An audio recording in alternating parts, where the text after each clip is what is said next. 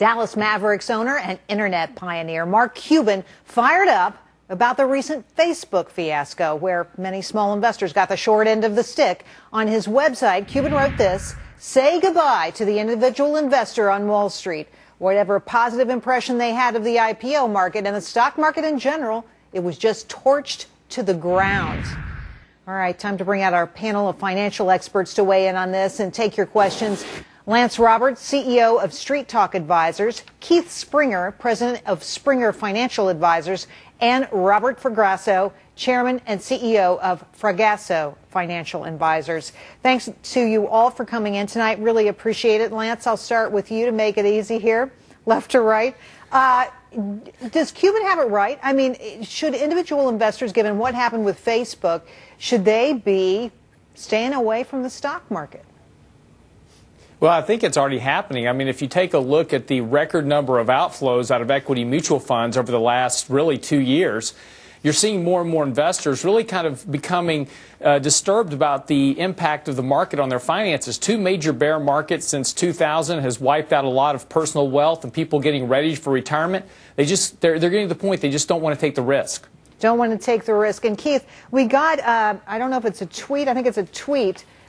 Should I buy funds or should I invest in individual stocks? Now, there's a school of wisdom at our network here that individual investors are just not smart enough to play in the stock market and they should only invest in mutual funds. But I sort of feel if you really want to buy individual stocks, go right ahead. What's your view? I think you have to buy individual stocks. If you have the time to put into research, it's important to buy individual stocks. But part of it, a lot of it, has to do with how much money you have. A mutual fund gives you professional management and diversification. If you have enough money to build your own mutual fund, that's what we do for our clients who build your own private no-load mutual fund, and you have enough money to create it with a diversification of stocks, you can give yourself professional management and that diversification. You're much better off with a portfolio that way. But if you only have a small amount of money, mutual funds are going to give you what you can't do on your own. So, you know immediate diversification just like that. Robert Pitts, what did you tell your customers about Facebook? Did you say, hey, this is a great thing to get into, or buyer beware? No, Jerry, we dissuaded them from doing it. There's a difference between the IPO market and the stock market in general, and the IPO market is not for the individual investor who's untried and unfamiliar with it. So, yes, we told our clients not to. We're a fee-based discretionary manager, so we control where the money goes. But very definitely giving advice, they should not be in the IPO market. It's a very different animal. It's a very different animal, and it's easy to get stung, as we found. And, you know, interesting, Cuban saying that he didn't like Facebook. This isn't a guy talking his book, because he's long the stock, and he is criticizing the way this whole thing was handled. I want to get to another question from one of our viewers, and here's the question. After losing $30,000 in the stock market after 9/11, I've kept roughly $300,000, that is, in a savings bank. Now I'm worried about hyperinflation. Is gold still a good choice, or what would you recommend? Lance, to you. How do I hedge against inflation? Well, there's a real issue between what is real inflation and, of course, the comment there, which is hyperinflation.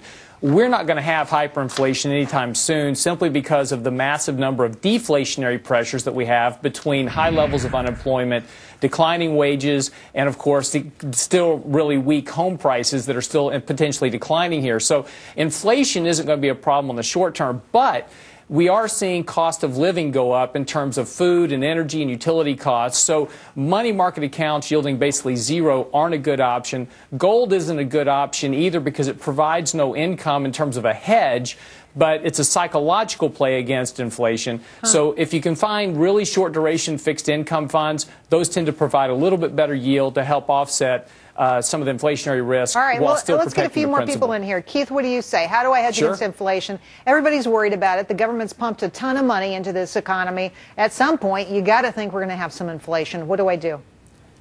Well, inflation isn't for a few more years. We do have deflation for a bit. The question was about gold. The problem, gold has become a speculative investment, not really a long-term investment. Gold is no longer really an inflationary hedge. It's become more of a calamity hedge.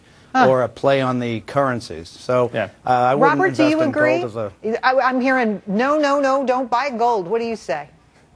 No, and for different reasons, as well as the same reasons. Gold is a commodity. Gold has a commodities use for filling teeth, for making jewelry, for use in industrial uses. The investor is far better off to invest in the companies that use gold and turn it into enhanced value than they are to sit with a commodity that, as Lance said, generates no income. That's fascinating to me. Okay, here's a question I've been wondering about. What's the chance the government will raid retirement accounts in the future as a means to pay for past and future wasteful spending? Are they going to raise taxes on our 401ks? What do you guys say? Let's start with you, Lance. Well, I think it's going to be very difficult for the government to come in and start raiding 401k plans, literally, and because if you ever want to see pitchforks and torches come out from seniors, that will definitely cause that to happen. But look, there is a real possibility that we could see the tax benefits from Roth IRAs, where you get the tax-free income in the future. That's what I mean. That could definitely be reversed at some point. Keith, yes. What do you say? Those are up for grabs. Keith, is that what we're looking at? I mean, look, the government is going to be short dough. You know it's going to happen. They're going to be looking for a pot of money. The money I take out of my 401k or IRA, that might be it. Jerry, it's a great question. It's a little bit longer term down the road. It's nothing we have to worry about for probably this generation or the next couple of generations. Like you said, there'd be pitchforks. It's really much farther down the road. I think you're going to have to see cuts in entitlements before they start raiding retirement accounts. Robert, is there anything I should do to protect myself? Well, yeah. First, I agree that there is the potential of a reversal in the tax policy on the Roth, and we advise our clients to be cognizant of that before they make the decision to invest or to roll over into a Roth. So that's a decision, so don't overdo it. But I will suggest to you that I'll answer your question, Jerry, in terms of what you should do, but I will suggest to you that the government already has raided our retirement plan, and it's called Social Security.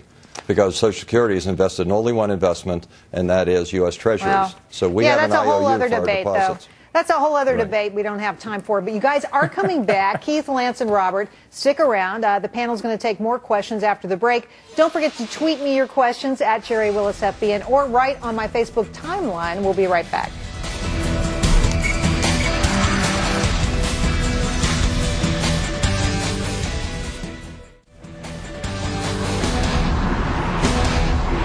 I'm back with Lance, Keith, and Robert. We're taking your money questions today, answering your questions about everything from 401ks to Facebook stock. And back with us, as I said, Lance, Keith, and Robert. I want to go to a question about kids' college. This was really interesting. Someone asked, what's the best way to pay for kids' college? This individual bought an Illinois 529 plan that got into big trouble. It was mismanaged, mishandled. Now they're short the money they need to pay out. This viewer asked, could it go bankrupt? Should I pull money out of fear? Lance, let's start with you. I don't know if you've ever had to deal with this before, but what would you tell a potential client who says, I'm in a 529 and there are big problems?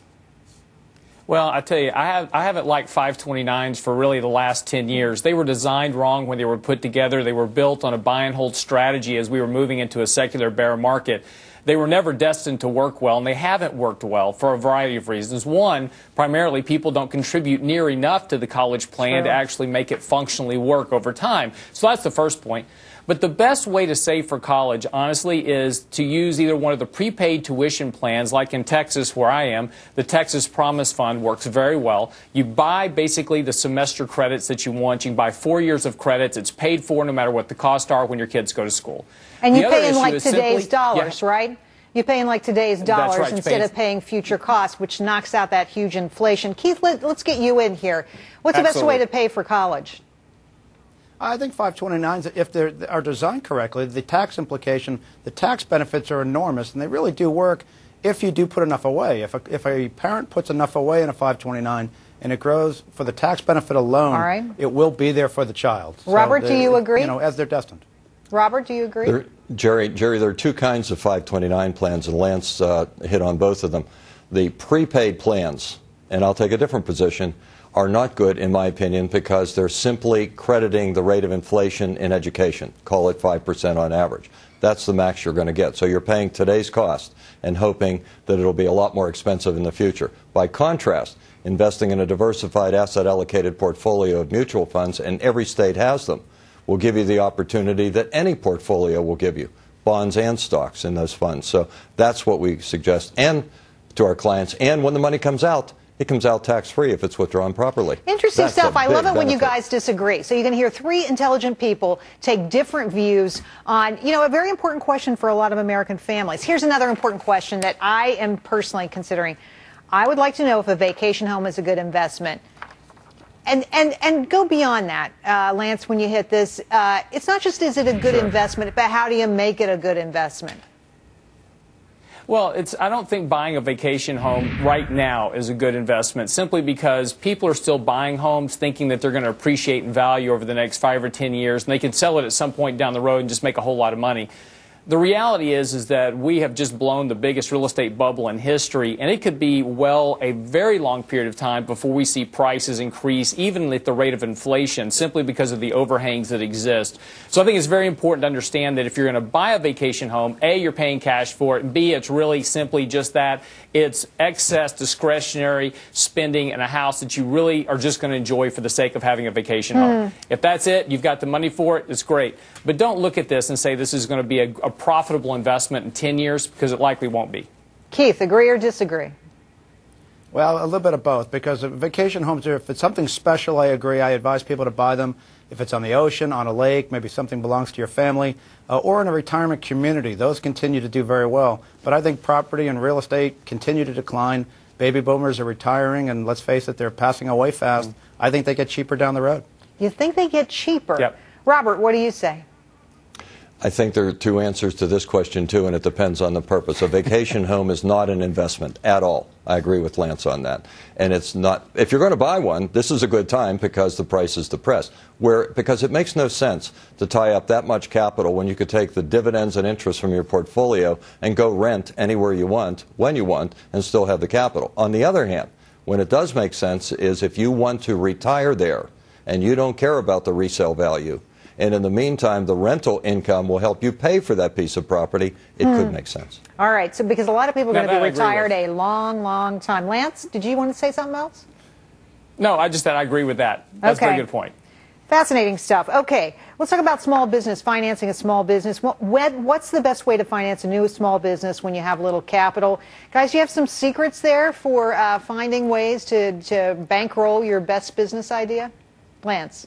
Yeah, your parents. Well, I've done I've built several small businesses in my life, and I've done it through either raising capital from private investors, or in instance right after the S&L crisis, I started a business, raised $1 million from a bank at that point by pre-selling memberships to the business out of an empty warehouse, proving that the concept would work, and then the bank loaned me the money for the business. Nice. So you have to be creative about it, but most importantly, small businesses require hard work and dedication. They are not for the faint of heart. So be prepared to work your butt off. I think our viewers know that part of it. Keith, quickly, do you have an idea? Well, I think parents really are the #1 choice, but if you can get a bank loan, particularly the SBA, if you qualify, that really will give you the best bank of low-interest mom and loan. dad. Robert, what do you say? That's the best way to get it. It's hard to finance a new business. I've done it also. And you really, interestingly, yeah, exactly. The Small Business Administration designates that even $50,000 of startup capital greatly decreases the chance of failure. So putting together enough money. Right. Interestingly, most small businesses start on charge cards. Wrong way to do it. Which is a lot of interest, people, to pay. You don't want to Listen, do that. guys, you guys did a great job. Thanks for coming on tonight. I just thought it was great advice, and interesting that you didn't agree on everything. I love that. Keith, Robert, Lance, thank you so very much. Appreciate it. Thank you. Thank you, Jerry. And before we leave this whole financial advice segment, I want to read this tweet that we got from a viewer who says, if small investors had watched the Willis Report last week, they wouldn't have been stung by the Facebook IPO. That's absolutely right. We warned against Facebook. We said that it wasn't a great deal. All right, coming up.